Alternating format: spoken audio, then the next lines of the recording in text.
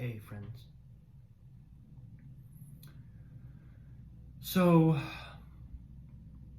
I had some really interesting experiences over the last 24 hours-ish. And one of the things that showed up for me yesterday, I believe I spoke about this in my post yesterday. I did a teacher training session, and I was pointed by Madeline, my piano teacher, pointed towards speaking from the heart when I am teaching, for one thing, but really kind of any time. And I had a event earlier today with Seattle Community College where I was speaking about navigating a creative career and just kind of giving students some stories of my experiences, offering some insights about what the path can look and feel like, little tricks that I've learned about navigating it. And I found myself, even though this was a totally different circumstance from like a piano lesson, I found myself with a heightened awareness of where I was speaking from. In other words, I could tell when I was really speaking from my heart, when I was really connected, and when I was starting to kind of like do the head thing and lean into my intellect for the answers. And something that really only is really only becoming, well, I guess it's not, this is not a new insight for me, but it's one that is gaining fresh clarity, which is that, I have a very active mind, and my mind in general is a free-flowing energy, and a free-flowing engine. It runs easily, it runs well. But there's a sense that I have that there's something like not quite enough when I'm in my mind. There's something not quite enough. And I'm reminded now of something that Brené Brown said. We recently checked in with her program again, Atlas of the Heart, which is a beautiful program. It's basically 5 episodes of really in-depth explorations of a group of emotions that she considers all very important and all very distinct.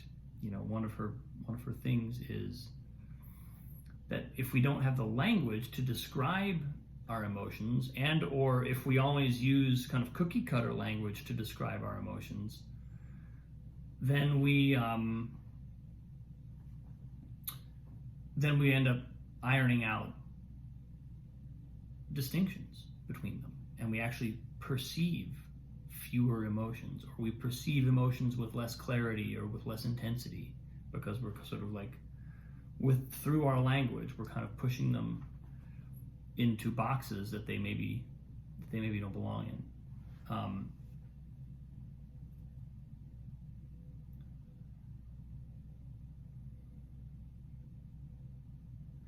But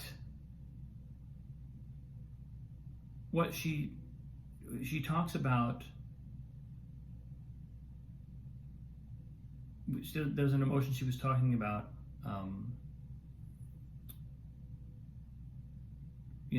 Schadenfreude, which is basically joy. at someone else's pain. And she said, when our self-worth is part of what we are negotiating or part of what we are trying to affirm in a given relationship, interaction, set of circumstances, blah, blah, blah, then that cuts us off from connection.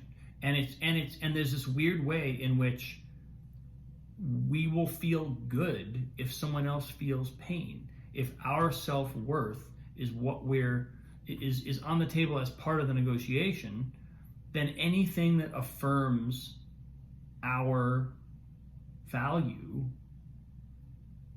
is, or our superiority, because the ego sees things kind of black and white, it is going to give us pleasure. But of course that eliminates connection, and of course that is it puts us in a place where we don't want to live there. If we're sensitive human beings, we're not going to want to live in that place. So how do we how do we avoid that? But what's coming clear to me in this, and the reason why I mention it, is because when I'm in my mind, that feeling of not enough that I was talking about, it's like the mind can never make it enough. The mind can never be enough. And I notice myself, this is out of the lesson yesterday and then into today's speech, I notice myself when my mind is groping for the answer, it's trying to prove something. It's trying to prove that I'm enough. I'm good enough. I'm competent. I'm excellent. Whatever it is. Whereas my heart feels no need to do that. My heart looks for the answer using a completely different strategy. And it's not looking for an answer. It's almost like the mind is looking for an answer so that it can satisfy a demand that's, of course, unspoken and probably imagined. But if the mind satisfies that demand, then it thinks, okay, then I've succeeded. And you get these little momentary kind of dopamine hits whenever you do that. Whenever the mind does satisfy a demand like that, it feels good.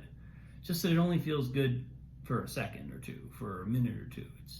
It's not lasting, and then we go right back to having to prove that again.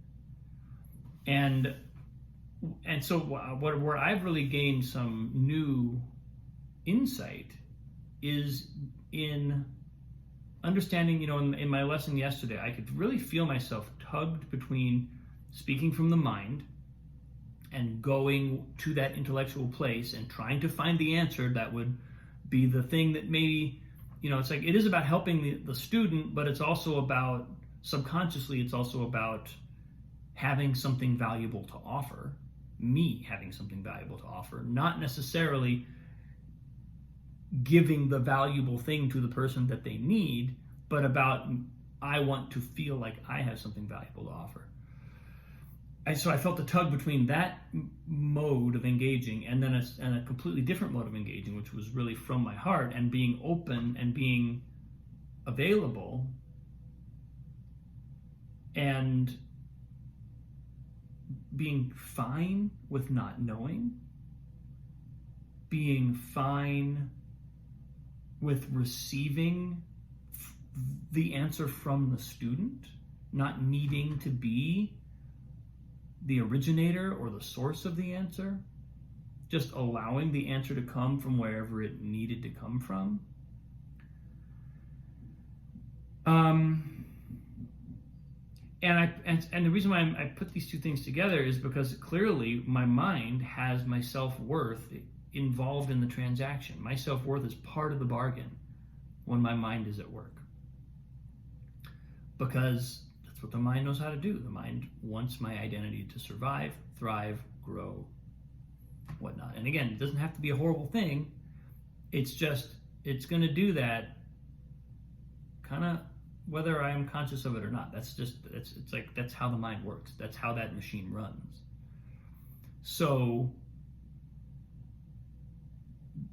recognizing that there may be times when that's not the machine to use, that's not the instrument to use for this particular issue. It's kind of a key. And finding that heart. And so today, again, on this presentation to the community college, I felt that it was totally different context, but I'm feeling myself. I mean, it was like I was just hyper aware. Oh, I'm hearing my mind go. I'm hearing my mind want to have something clever to say. Okay. Finish up.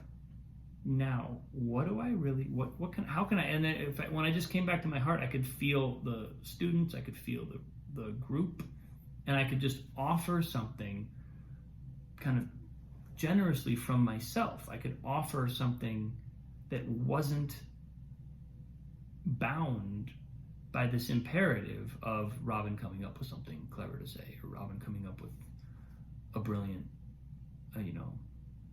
a brilliantly expressed idea. And that's big for me. That's important. That's an important thing for me to track, I believe, because it really does change kind of fundamentally where I'm engaging from. And I'm kind of I feel like I'm actually kind of at the beginning of processing what this means long-term for my teaching, for my creative collaboration. I think there are a lot of ways in which this is going to deepen my capacities to kind of like do effective work and to live an effective life, to live a life that is not so hooked by that. I mean, and this is an ongoing, it's obviously an ongoing thing. I mean, I've talked about this on this post for quite some time. How do we let go of ego? How do we free ourselves from compulsion? How do we take charge of our own life and become free, autonomous agents of our own trajectory? Well, dropping into the heart. It's a good place for Robin to start. So that was just coming through pretty powerfully today, so I thought I would reflect on it a bit and offer it to you. So thank you for watching, people. Appreciate you. Love you. Have a wonderful day. I'll see you tomorrow.